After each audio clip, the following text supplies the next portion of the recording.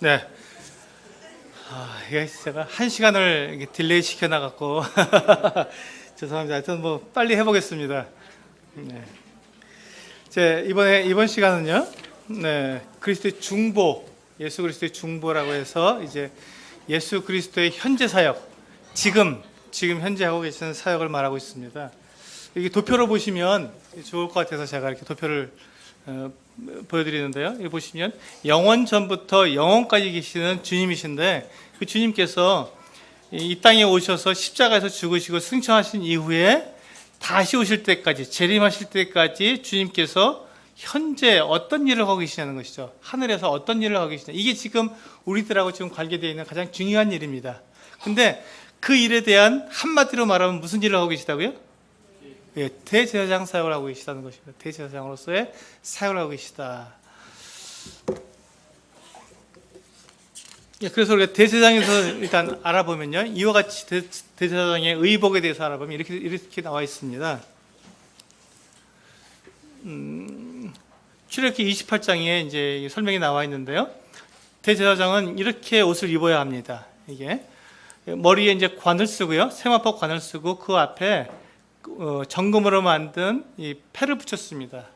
여기는 하나님께 성결이라고 하는 도장을 새겨놓은 글이 있고요. 그 다음에 사람이 이 대제사장의 맨 바깥에 이렇게 흉패, 판결 흉패라는 것을 붙였습니다. 이 판결 흉패는 여기 보시면 그 한 뼘 크기의 정사각형 천입니다. 근데 이것도 역시 그 청색, 홍색, 자색, 그리고 가늘게꼰 배실과 금실까지 넣어서 이렇게 요 천을 이렇게 짰고요. 그 위에다가, 근데 요 천은 두 겹으로 되어 있습니다. 두 겹으로. 그래서 이 판결 흉패의 그 히브리어는 원뜻은 호주머니라는 뜻을 가지고 있습니다. 호주머니. 이게 두 겹으로 되어 있습니다. 두 겹으로 되어 있어서 안에 무엇을 넣을 수 있게 되었는데, 겉에는 이렇게 이스라엘 12지파의 이름을 새긴 12보석을 붙였습니다. 그래서 이 12보석이 그 이스라엘 12아들의 출생순으로 새겨서 넣었습니다. 그래서 이렇게 12보석이 붙어 있고요. 그래서 이 가슴판에 붙어 있기 때문에 이 대제사장은 하나님 앞에서 이스라엘 대변하는, 이스라엘 나타내는, 대신하는 그 같은 대신자의 모습으로 하나님 앞에 서게 됩니다. 그리고 요 판결 흉패가 호주머니처럼 되어 있는데, 그 호주머니 안에는 우림과 둠밈이라고 하는, 뭔지 모릅니다. 아무도 모릅니다. 우림과 둠밈이 들어있는데, 이것이 뭐 검은 돌과 흰 돌이라는 뭐 얘기도 있고, 또 어떤 분은 이렇게 판이 있는데 그걸 계산할 수 있도록 되어 있는 판이다, 뭐 여러 가지 이야기들이 있습니다. 그건 고대 이스라엘의 문화를 연구하시는 분들이 이제 이렇게 막 여러 가지 이론들을 내고 있지만, 그것이 무엇인지 모르지만 그 대체적으로 생각하는 것은 흰 돌과 검은 돌이 아니겠느냐. 그래서 그 똑같이 생겼기 때문에 대제사장이 어떤 하나님의 뜻을 구하게 될 때 그것이 가한지 불가한지를 이 판결 흉패에다가 호주머니에 넣었다가 꺼내는 돌, 그 돌의 색깔에 따라서 그것이 가 아니면 불가 이렇게 판결하지 않았겠느냐, 이렇게 그 생각하는 게 일반적인 그 어떤 판결 흉패에서 우림과 둠밈의 역할이라고 볼 수 있습니다. 정확한 것은 아무도 모릅니다. 이 우림과 둠밈이 남아있지 않기 때문에 아무도 모릅니다. 그리고 이제 이 판결 흉패의 바로 밑에는 이 에봇이라고 하는 이 앞치마처럼 생긴 옷이 있습니다. 물론 이건 앞에만 있는 게 아니고 뒷판도 같이 있습니다. 뒷판이 같이 이렇게 있는데, 이 에봇은 어깨 바지를 하게 되어 있습니다. 어깨끈이 있는데요. 어깨끈 위에 호마노라고 하는 두 보석을 달았는데, 여기 한 보석에 6이름, 이스라엘 12지파의 6이름씩 12지파 이름을 어깨에 이렇게 올려놨습니다. 그래서 이 대제사장은 항상 자기 개인의 문제나 가족의 문제가 아니라 이스라엘 전체를 어깨에 지고 있는, 짐을 지고 있는 그 같은 모습을 여기서 볼 수가 있습니다. 그리고 요 이제 에봇 밑에 겉옷을 입었는데, 겉옷의 색깔은 청색입니다. 청색 겉옷인데 이 겉옷의 이름이 특별합니다. 에봇 받침 겉옷입니다. 왜 이렇게 그 이름을 붙였냐면요. 이스라엘 사람들의 그 일반적인 겉옷은 이렇게 생기지 않았습니다. 일반적인 겉옷은 이렇게 그냥 정사각형 천처럼 생겼습니다. 그래서 이렇게 둘둘 말아서 어깨에 탁 메고 일하다가 이제 밤이 되면 그 펼쳐서 이불처럼 덮는 것이 겉옷입니다. 그렇기 때문에 이 겉옷이 이렇게 생기지 않았는데 이 대제사장의 겉옷은 이렇게 입어라 하는 것이죠. 그래서 그 옷인데 구멍을 뚫어서 마치 원피스처럼 자매님들 원피스처럼 이렇게 구멍을 뚫어서 이렇게 입도록 되어 있고 그 구멍에다가 이렇게 갑옷처럼 깃을 해지지 말라고 깃을 내서 넣은 것이다. 이렇게 되어 있습니다. 그리고 요 청색 여기 방울이 이상한 데 달렸네요. 청색 겉옷 밑에 요 단에다가 여기에 이제 금방울을 달았습니다.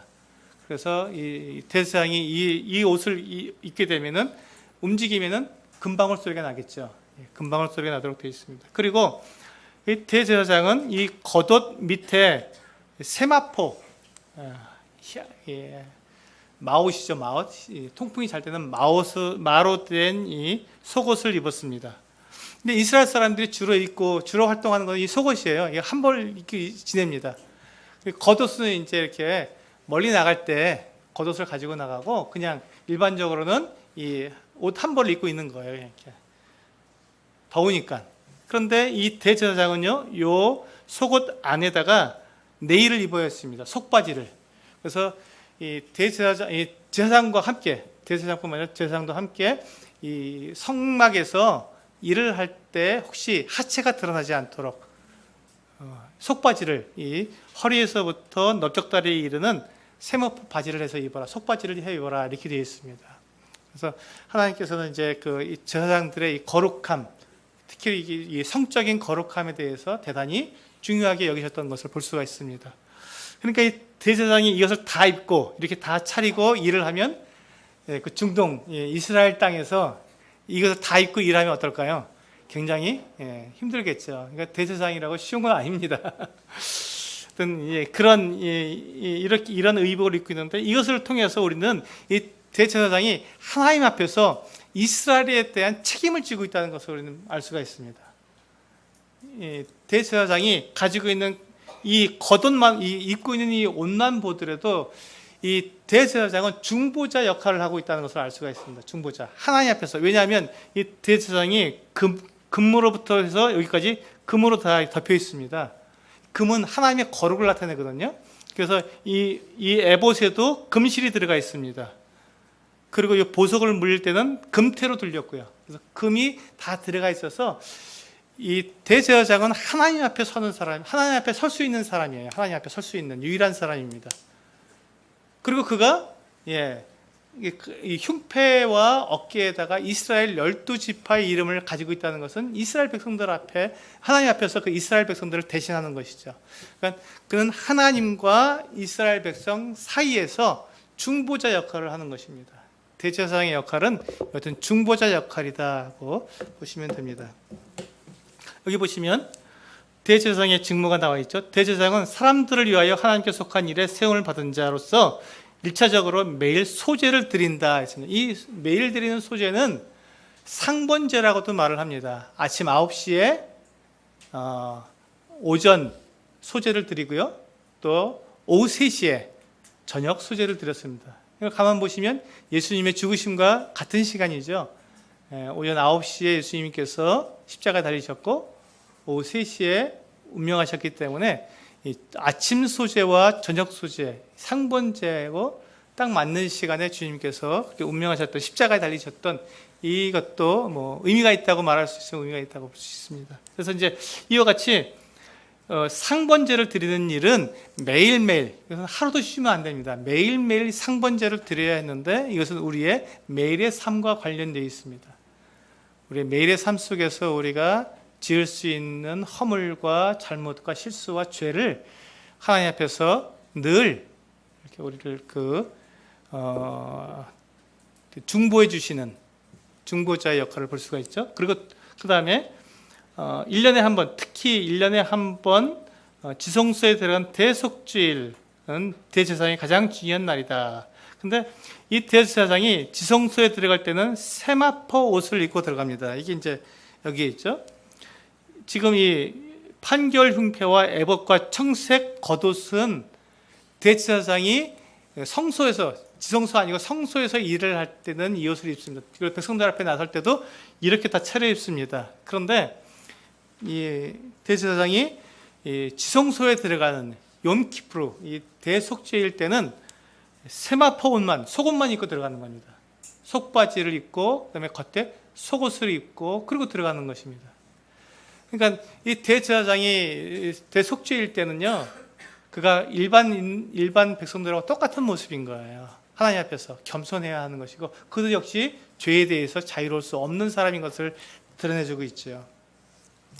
그래서 이제 이 두 번째 이와 같은 이 대속죄일 날 속죄제를 드리게 되는데, 우리는 이제 지성소에 들어가는 것만 많이 관심을 가지는데, 이제 거기에는요 대속죄일 날 하는 것이 여러 가지가 있습니다. 특별히 이제 물론 여기 보시면 대제사장이 세마포 옷을 입고 단독으로 속죄소에 들어가서 자신과 권속들을 위해 속죄제를 드려야 했는데, 그러기에 앞서 대제사장은 번제단에 있는 숯을 향로에 가득 담고 지성소 안에 들어가 준비된 향료를 분향하여서 법궤 위 속죄소를 가리워 보이지 않게 하였다.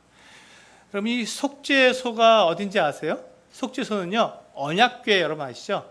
언약궤라고 하는 이게 높이 한 70cm 정도의 낮은 이렇게 책상과 같은 궤가 있습니다. 궤는 궤짝, 사과 궤짝. 이렇게 궤가 있는데 그 상자죠. 나무 상자에다가 금을 입혀서 만든 언약궤가 있습니다. 근데 뚜껑이 없습니다. 언약궤는요, 뚜껑이 없어요. 근데 그 뚜껑이 속죄소가 뚜껑입니다. 그 언약궤 뚜껑으로 속죄소를 만들었어요.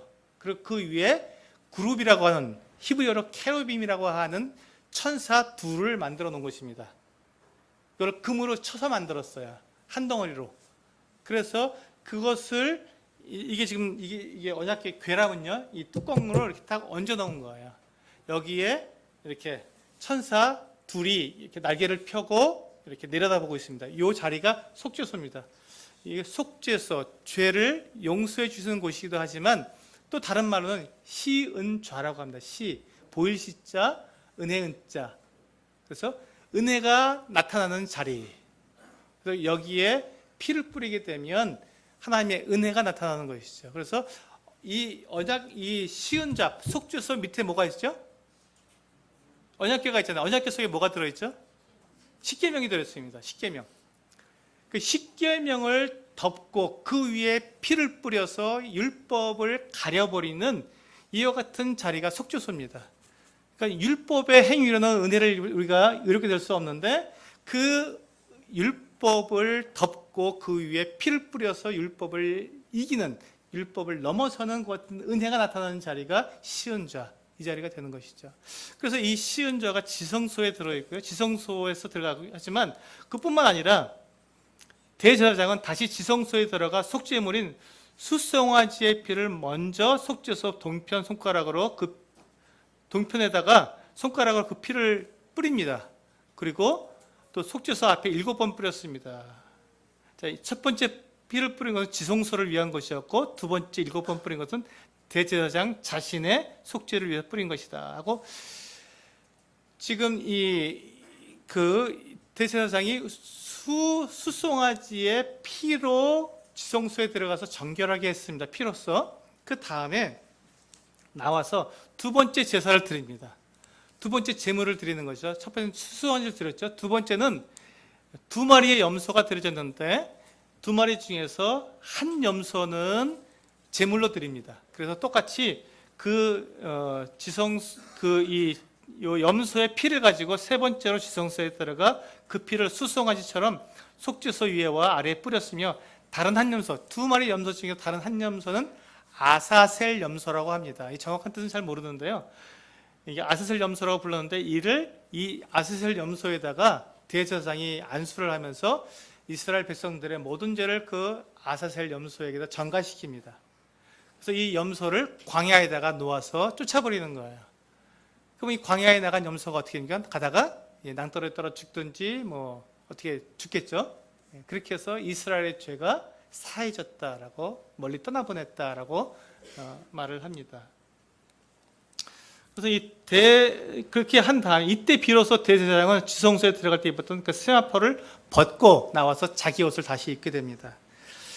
이게 보시면요, 이건 지금 성소에서 일하는 대제사장의 모습입니다. 성소에서, 지성소 아니고 성소에서는 지금 대제사장이 자기의 의복을 다 입었죠. 이렇게 입고 일을 하지만 지성소에 들어갈 때, 욤키프르, 대속죄일 날 들어갈 때는 이렇게 입습니다. 저도 이제 이게 나무 양기 하다가 제가 이게 지성소에 들어갈 때도 이렇게 입는다고 제가 그 방송을 했어요. 그랬더니 우리 송영길 형제님이 형제님 잘못했는데요. 그래서 미안합니다. 실수했습니다. 용서해 주세요. 왜냐하면 저도 이제 예전에 배울 때 이렇게 배웠어요. 이 옷을 입고 여기 들어간다고 배웠어요. 근데 그리고 이제 많은 이게 사진 그림에서 보면은 이 지성소에 이 옷을 입고 들어간 그림들 너무 많이 본 거예요. 저도 순간적으로 착각을 했던 거예요.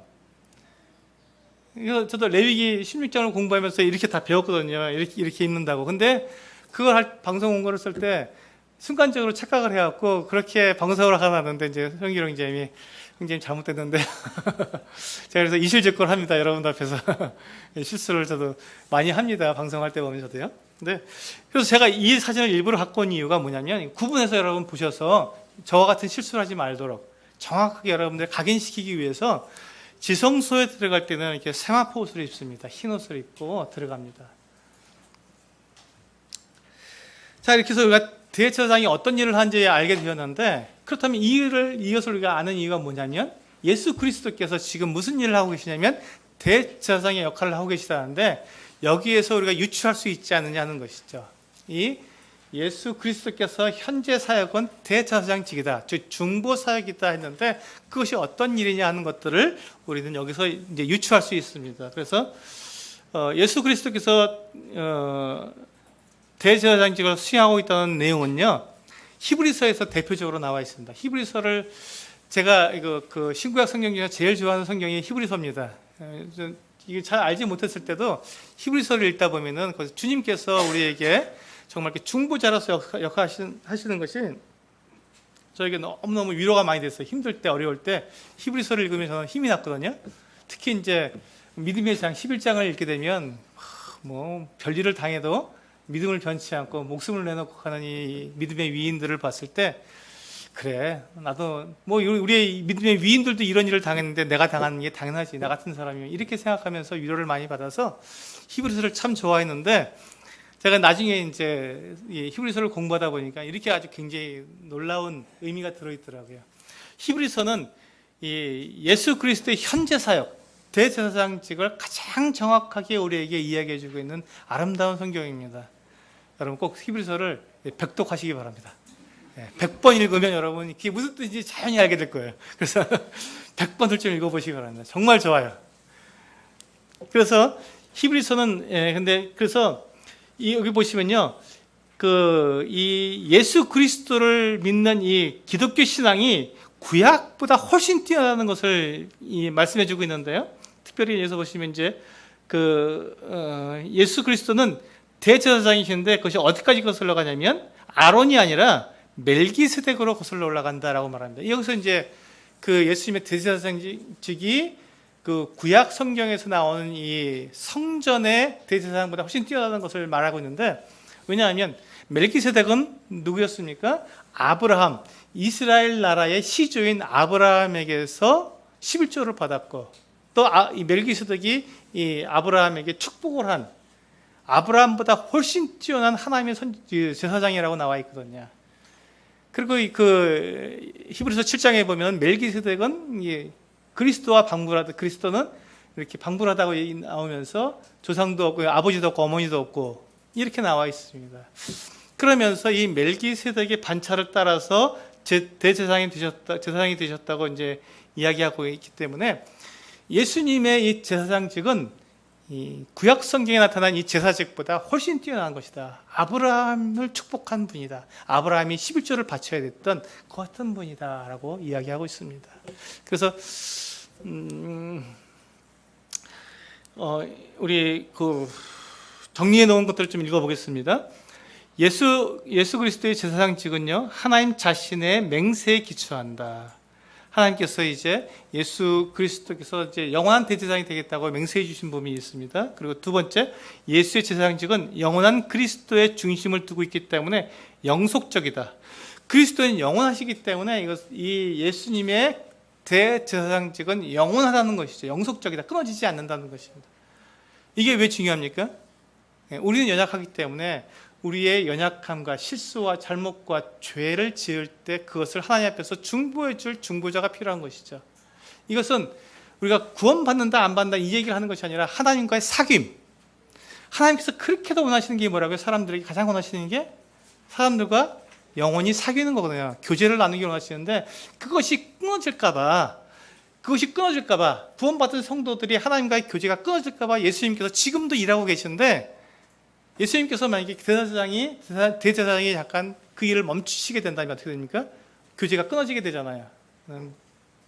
엄청난 불행이기 때문에 예수 그리스도께서 영속적이시다. 한 번도 끊어지지 않고 계속 대제사장으로서 우리의 교제의 끈을 연결해주고 계시다는 것이 그렇게 중요한 것이죠. 세 번째, 예수의 제사장직은 아론의 자손들이 했던 것처럼 죄의 정화를 받을 필요가 없다. 아까 우리 대제사장이 지성소에 들어갈 때 이게 송아지의 피를 가지고 들어가서 어떻게 했죠? 그 동쪽에다가 속죄소 동쪽에다 피를 뿌리고 또 속죄소 입 정면에다가 7번 땅에다 뿌렸는데 그것은 자기의 죄를 위한 거라 그랬지 않습니까? 그렇습니다. 자기 죄를 용서받을 필요가 있는 거예요. 먼저 우선적으로 대제사장이 하나님께 나아가려면 자기가 먼저 용서받아야 되지 않습니까? 그 다음에 백성들을 이렇게 용서하기 위해서 아사셀 염소를 다 보낼 때까지 그 일을 하게 되는 건데, 그렇기 때문에 이 아론의 제사장직들은 자기의 죄를 먼저 속죄하고 나아가야 되는데 주님은 그러실 필요가 없다는 것이죠. 왜? 주님은 하나님이시기 때문에, 거룩하신 분이기 때문에. 그러니까 주님의 대제사장직은 훨씬 더 완전하시죠. 자기의 죄가 없이 그 일을 하시니까요. 예수의 제사장직은요, 하나님 자신이 세우신 참된 성소, 참성소, 하늘에 있는 참성소. 땅에 있는 성막은 어떻다고 그랬습니까? 모세의 장막은, 모세가 지은 성막은 이 참된 성소의 모형과 그림자에 불과하다는 것이죠. 모형과 그림자였다. 단지 모형과 그림자에 불과하다. 그래서 예수 그리스도는 이 땅에 있는 지성소에 들어가신 것이 아니라 하늘에 있는 성소에 단번에 들어가셨다고 히브리서에서 말씀하고 있는 게 바로 이 내용입니다. 모세가 40일 동안 시내산에서 하나님 앞에 앉아서 배운 게 뭐냐면 이 성막을 어떻게 만들어야 되느냐, 한 번도 본 적이 없고 한 번도 들은 적이 없는 이 성막, 이동식 성전인데 도대체 이걸 어떻게 만들어야 되는지, 어떻게 만들어야 하나님의 거룩이 해치지 않고 이스라엘 가운데 하나님께서 거하실 수 있는 그 같은 장소를 만들 수 있는지 완벽하게 배우기 위해서 40일이나 걸렸습니다. 그리고 내려와서 그걸 그대로 만들었거든요. 그런데 그러니까 이것은 참된 성소의 모형과 그림자에 비진하지 않는 것이죠. 그렇게 보고 내려와서 만든 것이 성막인데 하늘에는 그 완전한 성소가 있는 것이죠. 하나님이 계신 곳이니까. 하나님의 그 영광 앞에서 우리가 예배를 드리는 게 아니라 하나님 그 앞에서 우리가 예배를 드리는 거니까 완전한 성소가 있는 그곳에서 예수님께서는 바로 그곳에 들어가셔서 거기에서 지속되는 것이죠. 거기에서 제사장직을 수행하고 계시는 것입니다.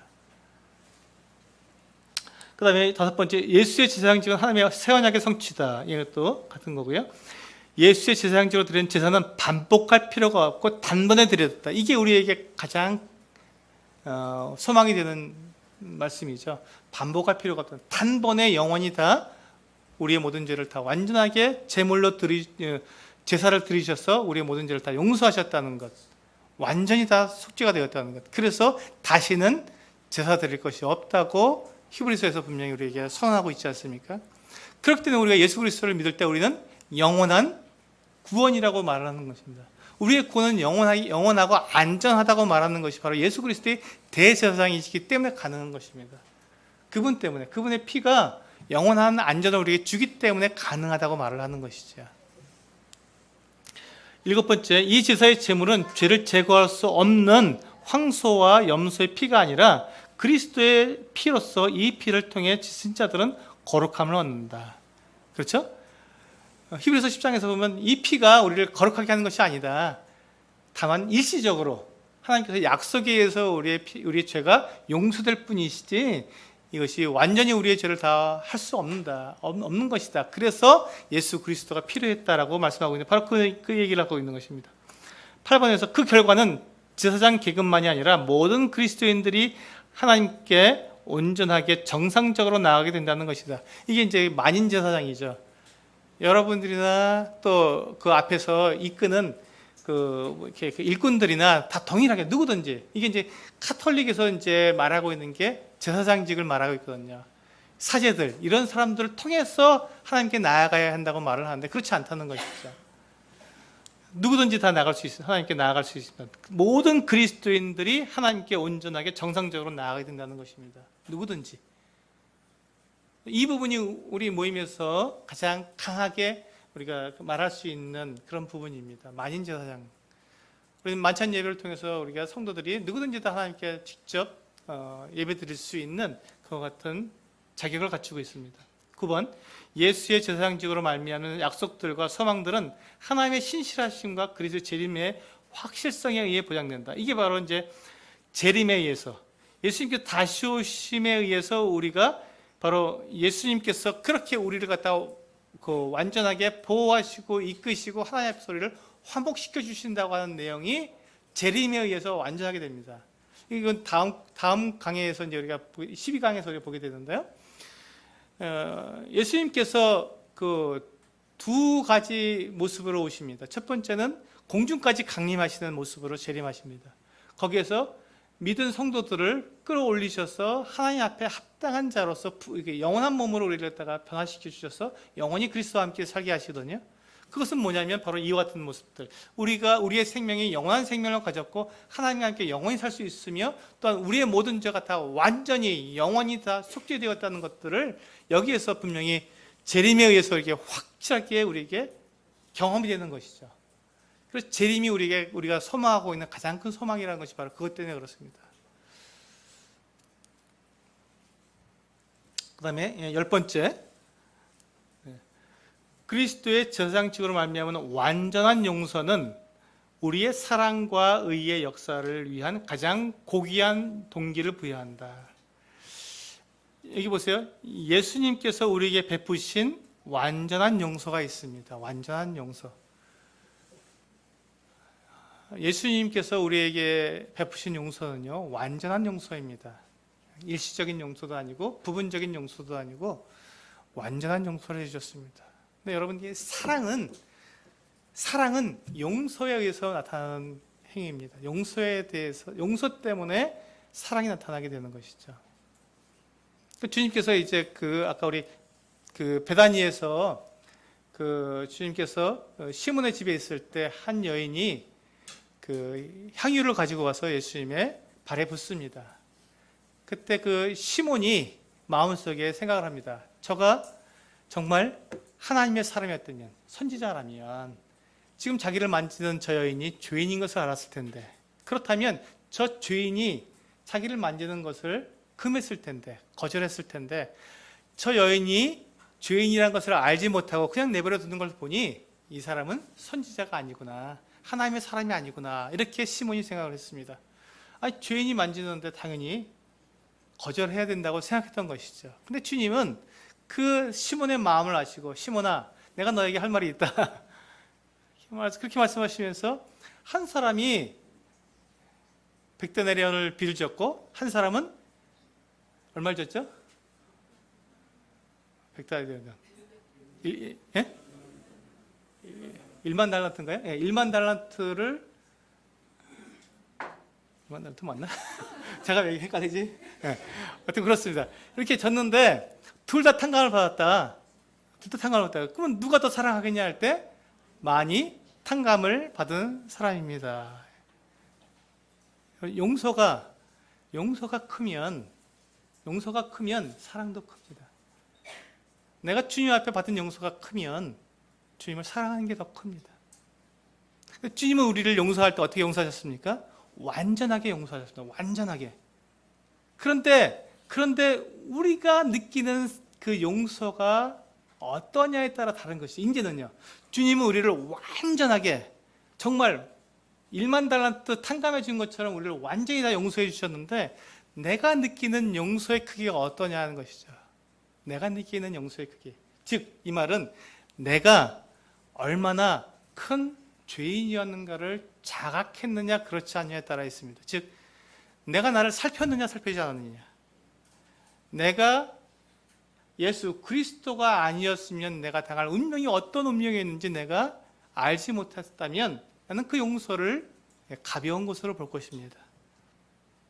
내가 들어가야 할 그 영원한 불못이, 그 소설가, 그 인간시장을 쓴 그 누구죠?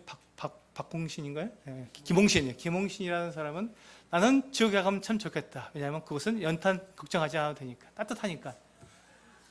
네, 실제로 그렇게 말을 했습니다. 네, 그렇게 생각한다면 주님의 용서가 별것 아니죠. 그까지 그 연탄 걱정할 수 없는 지옥에 가지 않게 해준 건데, 그렇게 감사할 내용이, 사랑할 필요가 없는, 하나님 예수 그리스도를 사랑할 이유가 없는 거예요. 그런데 우리들의 삶 가운데서 정말 우리가 주님을 바라보게 될 때, 주님께서 나를 용서해 주신 이 완전한 용서가 어떠한 크기냐는, 내가 주님을 바라보는, 주님 앞에서 나를 살펴보는 그 정도에 따라 다르다는 것입니다. 정말 주님께서 내 모든 것을 다 용서해 주시고 나의 영원한 멸망에서 나를 건져주신 것이 1만 달란트 이상의 가치로 크다고 생각된다면, 주님을, 내 모든 목숨을 다해서 주님을 사랑할 것입니다. 그런데 주님께서 나를 건져주신 것이, 남들도 다 그렇게 하는데, 그래, 내가 너무 귀찮게 하고, 그 십자가 달려 죽인 그 주님 참 불쌍해서 내가 믿어드려야지, 이렇게 귀찮게 하는데 내가 믿어드릴게요 하고 나온 사람이라면 주님을 그만큼 사랑할 것입니다. 내가 사랑할 거 다 사랑하고 누릴 거 다 누리고, 그리고 주님께, 주님, 주일날 제가 와서 이렇게 예배 드렸으니까 만족하시죠? 다 했죠? 하고 나머지는 자기의 삶을 살아갈 것입니다. 이 사랑의 크기는 용서하고 비례하게 되어 있습니다. 용서의 크기와. 내가 주님 앞에서 받은 이 용서의 크기가 얼마나 크냐는 주님께 있는 것이 아니라 나에게 있는 것이죠.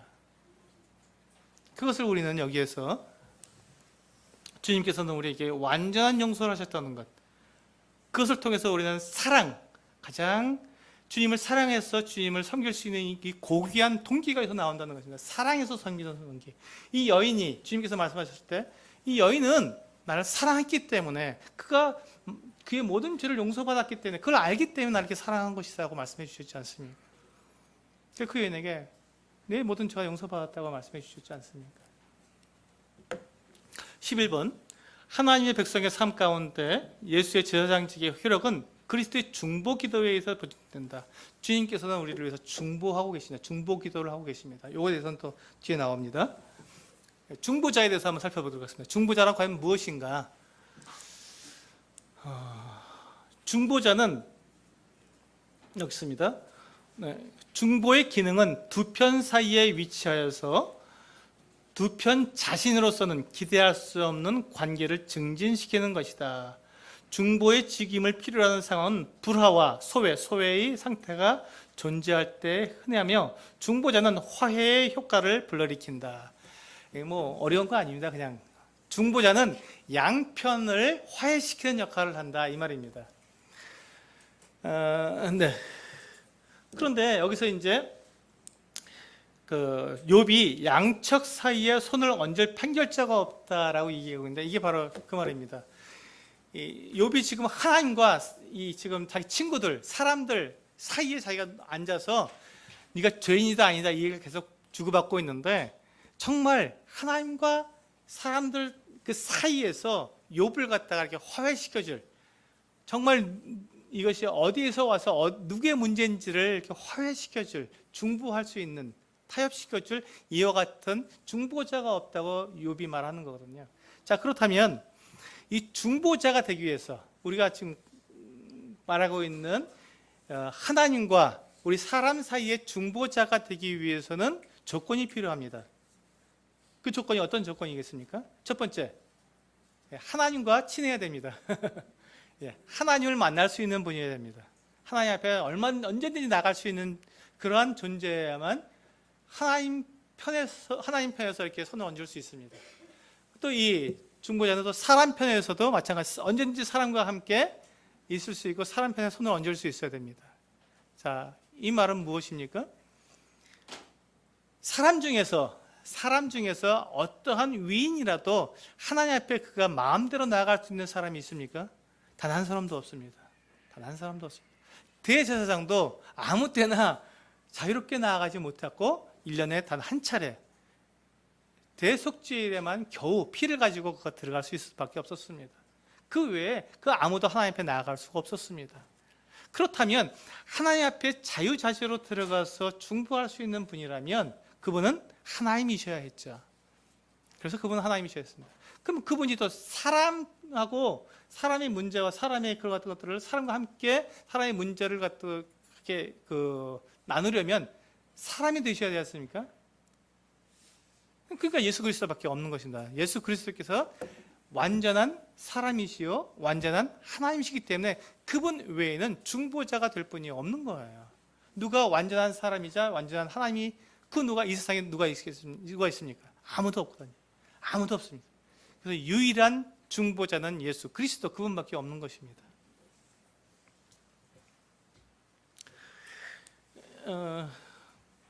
여기 보시면요. 그래서 구약에서 중보의 직무를 수행하는 사람들, 즉 대제사장을 말하는 것이죠. 이 사람들은 오직 그리스도 안에서 완성된 원형적 실체의 그림자로서, 그러니까 그리스도의 그림자로서 임명된 것이었고, 그들은 이러한 기능을 수행함으로써 존재의 의의를 가진 것이죠. 즉 중보자의 역할을 할 때 예수 그리스도가 하실 일에 대해서 그림자로 나타내주는 이 일을 할 때 대제사장이 자기 역할을 잘하고 있구나 하는 것을 알 수 있다는 것이죠. 중보자의 역할을 할 때.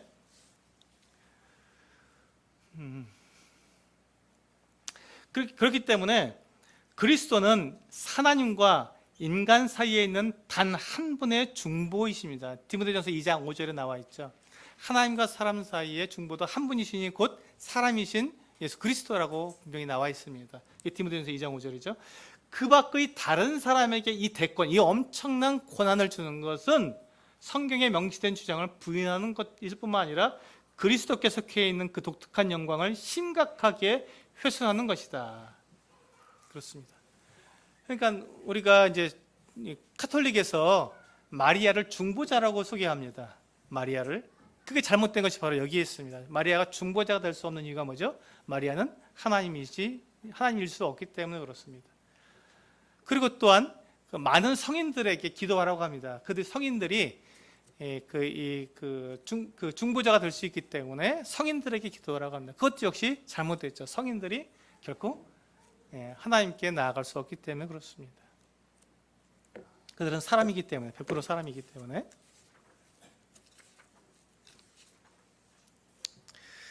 네, 이게 이제 중보자로서의 그리스도 모습이고요. 네, 여기 보시면 중보자로서의 그리스도에서 주님은 성육신 이전부터 중보자셨다. 이 말씀이 뭐냐? 우리가 이제 첫 시간 1교시 때 나눴던 내용인데요. 주님께서는 이미 창세 전에 영원전부터 주님께서는 계시면서 어떤 계획을 세우셨다고요? 우리가 죄를 지으면 그것 때문에 하나님께로부터 우리가 떠나갈 수밖에 없는데 하나님과 영원히 함께 살 수가 없게 되었는데 그 인간의 그 죄 문제를 해결하기 위해서 예수 그리스도께서 그 문제의 해결자로서 그 문제에 대한 대속물로서 주님께서 오시기로 작정을 하신 것이죠. 계획을 세우셨습니다. 그러면 이미 주님은 그때 무엇이 되셨습니까? 하나님과 사람 사이에 중보자가 되신 것이죠. 사람의 죄를 용서할 중보자가 이미 되어버리신 것이죠. 아직 만들지도 않았는데 사람을 만들지 않으셨지만 이미 선제하시는 중보자로서 주님은 계신 것입니다. 두 번째는요, 구원과 구속 사역에 있어서 중보. 이게 바로 이제 속죄, 구원이라고 하면 죄를 용서하는 사역이죠. 그래서 그 일에 있어서 특히 강조된 것은 구속 사역이 행해진 그 행위로서의 그리스도의 죽음과 피 그리고 십자가이다. 그래서 그리스도의 죽음을 구원하는 능력으로 일치시키는 것은 바로 그리스도가 그 보혈을 흘려주심으로써 중보자로서의 그 행위를 행하셨기 때문이다. 그러니까 중보자로서 계획만 갖고 계시고 그 위치만 갖고 계신 것이 아니라 주님은 십자가에서 그 중보의 일을 어떻게 하셨다고요? 이루셨다고요. 직접 행하셨다는 것이죠. 그래서 예수님은 중보자가 되신 것입니다. 그래서 예수님은 그래서 완전한 중보자로 계신 것이죠. 예, 그래서 이제 그렇게 해서 십자가에서 주님께서 중보 사역을 다 이루셨는데 거기서 끝나는 것이 아닙니다. 여기 보시면요, 네, 주님께서 이 중보자라고 하는 것은 중보자라고 할 때 우리는 이제 세 가지로 구분해서 봐야 한다는 것입니다. 중보 사역에는 세 가지 구분된 그 일이 있는데 첫 번째 이게 이제 다 하나로 이렇게 뭉뚱그려서 볼 수 있는 거예요. 그래서 중보자라고 말을 하지만 이거 이렇게 나눠보자는 것이죠. 첫 번째 중보자로서 그분은 중보자라는 이름을 가졌을 때 그분은 나의 죄인에 대해서 속죄에 대해서 역할을 하시는 분이다. 그리고 두 번째 중보자라는 이름은요, 변호자라는 이름이 있습니다. 변호사라는 그 의미가 있는데 변호사로서의 그분은 나의 자녀로서의 신분과 관계돼서 이 신분이라는 것은 뭐냐면 여러분 신분은 상태하고 다릅니다. 신분은 법적인 효력이 있는 걸 말하는 거예요. 법적으로 그 사람이 법적으로 자녀가 맞냐 틀리냐는 것이죠. 상속을 받을 수 있는 자격이 있느냐 없느냐를 변호사가 법적으로 그걸 증명해 주는 것이거든요. 그러니까 이 자녀의 신분이라는 것은 무엇과 관련되어 있다고요? 상속과 관련된 상속재산과. 그래서 이건 법적인 것입니다. 그 사람이 아들인데 아버지한테 효도를 안 했어요. 그럼 이 사람은 그 상속재산을 받을 자격이 있습니까 없습니까? 예? 있어요. 왜 자격이 있죠? 아들이라는 법적인 신분이 있기 때문에 상속재산을 받을 수 있다는 것입니다. 그래서 우리가 거듭난 그리스도인들이 그리스도에서 합당한 삶을 잘 못 살아도 하늘나라 가서 주님 앞에서 이게 그렇게 우리가 이제 그 재산을 상속받을 때 너는 제대로 못 살았으니까 너는 상속재산 안 줄 거야 할 수가 없다는 것이죠. 우리가 아들이니까 상속재산을 줄 수밖에 없다는 겁니다. 상속을 받을 수 있는 그런 자녀의 신분을 가지고 있다는 거예요. 이해가 되시죠? 네. 그 다음에 세 번째가 뭐냐면 이제 그 중재자 저기인데 중재자로서 그분은 나의 광야 생활과 관계가 있다. 아담 안에 범죄한 자로서는 중보자가 필요했으며 범죄자로서는 중보자가 필요했죠. 하나님의 가족 안에서는 형제가 아니고 현재 아버지와 함께 계신 변호자에게 감사드립니다. 왜? 내가 아들이라는 것을 계속해서 법적으로 증명해주고 증거해주고 있으니까요. 그리고 광야를 지나는 나그네로서 여러분 광야를 지날 때 여러분 어떻습니까? 광야를 지날 때 광야의 생활이라는 것의 가장 큰 특징이 뭐죠? 부족하다는 거예요. 부족. 뭐가 부족하죠? 먹을 것도 없죠. 마실 것도 없죠. 입을 것도 없죠. 누릴 게 아무것도 없습니다. 모든 게 다 부족한 거예요.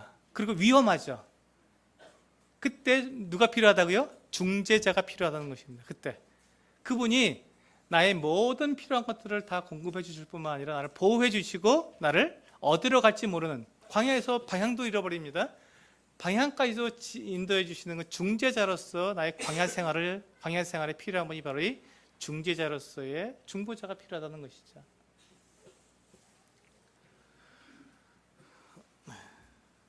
그다음에 그다음에 계속해서 이제 말씀하고 있는 게 바로 이 중재자로서의 사역인데요. 이게 히브리서에서 계속해서 똑같은 말씀을 반복하고 있는 겁니다. 히브리서에 보면은 이 예수 그리스도께서 현재 우리를 위해서 중보하고 계시는 이 사역이 얼마나 놀라운가 하는 것들을 강조하고 있는데 히브리서 2장 17절에서는 예수님의 제사장직을 강조하고 있고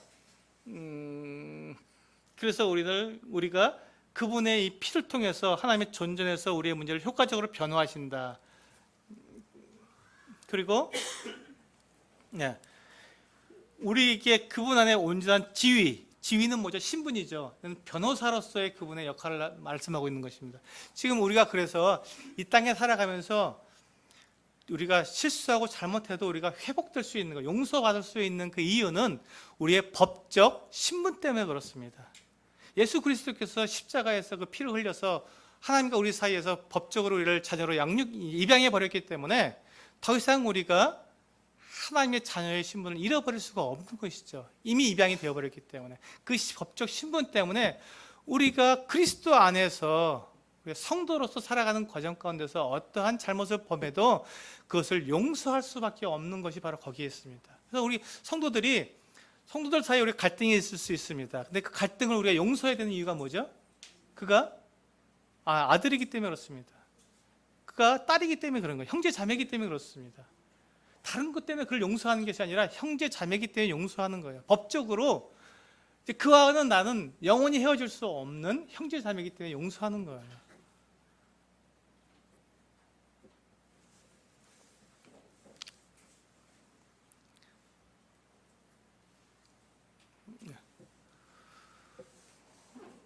그래서 광야 여행자는요, 우리가 은혜의 보좌 앞에 담대히 나아갈 때 자비를 얻으며 때를 따라 돕는 은혜를 발견하게 되죠. 이게 뭡니까? 광야 생활에서 우리는 필요한 게 많다는 거죠. 광야 생활이라는 것은 부족 그 자체를 말하는 거기 때문에 모든 게 없는 거잖아요. 아무것도 없는 곳에서 살아가는 거기 때문에 우리가 지금 그 광야 같은 생활을 지금 살아가고 있는데 우리에게 모든 필요한 것과 모든 위험한 것과 모든 방향과 이 모든 것들을 중보자에 의해서 우리가 공급받게 된다. 근데 그것을 은혜의 보좌 앞에, 이 은혜의 보좌라는 것이 뭡니까? 시은좌, 제가 아까 말씀드린 언약궤 위에 있는 뚜껑, 그 뚜껑에 그 천사들이 내려다보고 있는 그 자리, 용서받는 그 자리에 우리가 나아갈 수 있다고요? 예, 담대히 나아가래요. 담대히 나아간다. 누구든지 예수 그리스도를 믿은 누구든지 대제사장이 1년에 한 번 겨우 들어갈까 말까 하는 그 자리에 우리는 누구든지 담대하게 그냥 들어갈 수 있다고 말씀하시는 겁니다. 거기 들어가서 우리의 필요한 모든 것들을 구할 수 있다고 말씀하시는 것이죠. 누구 때문에? 예수 그리스도. 그분이 중보하고 계시니까. 그분이 우리의 모든 죄를 다 용서해 주신 중보자로서 우리의 신분을 법적으로 인정해 주시는 변호사로서, 그리고 우리가 광야 생활을 지날 때 필요한 모든 것들을 제공해 주시는 중재자로서 우리의 중보자가 되시기 때문에 하나님 앞에 담대히 나가서 언제든지 나가라는 것입니다. 언제든지. 그래서 이제 우리가 하나님께 도피성을 만들어 놨지 않습니까? 구약에 보면 도피성이라고 6군데를 만들어 놨는데 도피성을 만드신 이유가 바로 그것입니다. 그러니까 죄를 짓고 실수했을 때 사람을 죽였으면 죄를 지은 거잖아요. 근데 그게 뭐 의도적이 아니기 때문에 하나님께는 도피성으로 필요했지만 여하튼 실수로 했든지 뭐 어쨌든 간에 다른 사람을 죽였으면 그가 잘못을 한 거지 않습니까? 근데 그가 하나님께서는 그 사람을 도피성으로 피하라는 거예요. 받아주시겠다는 거예요. 그러니까 잘못을 하고 실수를 했을 때 누구에게로 피하라고요? 하나님께로 피하라고. 하나님께로. 숨지 말고 가리지 말고 감추지 말고 빛 가운데로 나오라는 거죠. 그것을 요한일서에서는 빛 가운데서 교제하자, 나 다 자백해라 하는 말씀으로 하고 있습니다. 그게 바로 이 중보사역에서 이 장면이죠. 은혜의 보좌 앞에 나가서 다 자백을 하라는 것입니다. 언제든지 나갈 수 있으니까. 그래서 그렇게 했을 때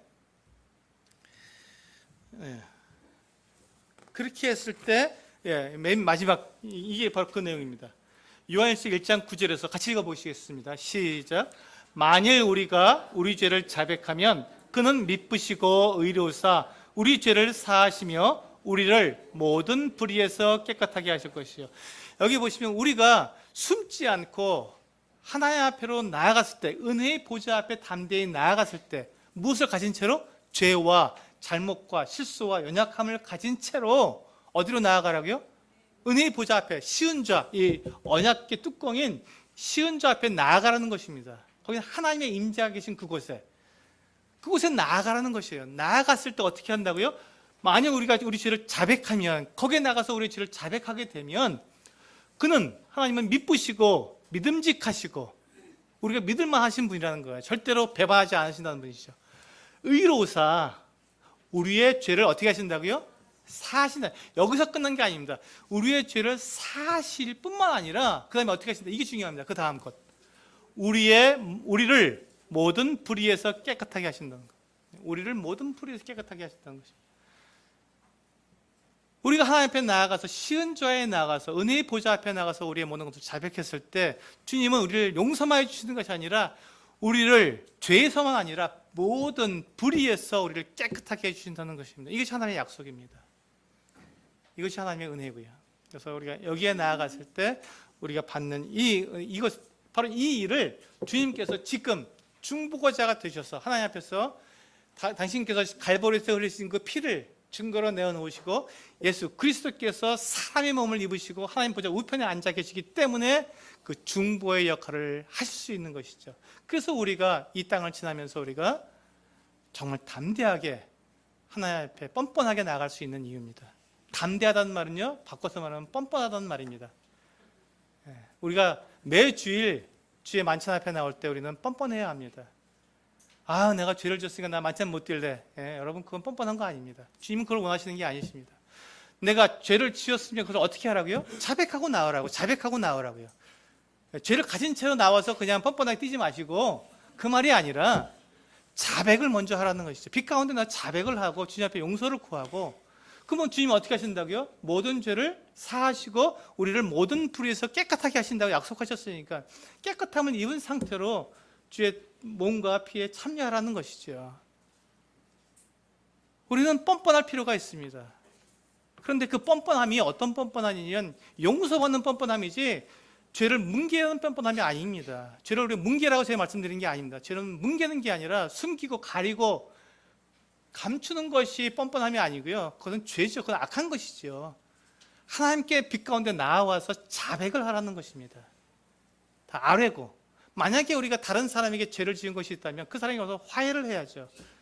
만찬 앞에 나오기 전에 화해를 먼저 해야겠죠. 잘못한 것이 있다면. 그것이 우선되면 하나님께서 다 용서해 줄 테니까, 깨끗하게 할 테니까 그 다음에 나와서 나와 함께 교제하자라고 부르시는 것입니다. 우리가 그걸 가진 채 하나님 앞에 나아갈 수 있다는 것이죠. 그렇게 은혜의 보좌 앞에 나아갈 수 있다는 거예요. 우리가 이 땅에 살아가면서 광야에서 우리가 죄를 짓고 잘못할 수 있다는 것을 주님께서 아신다는 것입니다. 염려하지 마시고 담대함을 가지시고 뻔뻔하게 주님 앞에 나아가시면 좋겠습니다. 10분 쉬시고 또 하겠습니다. 제가 빨리 해야 되는데 죄송합니다.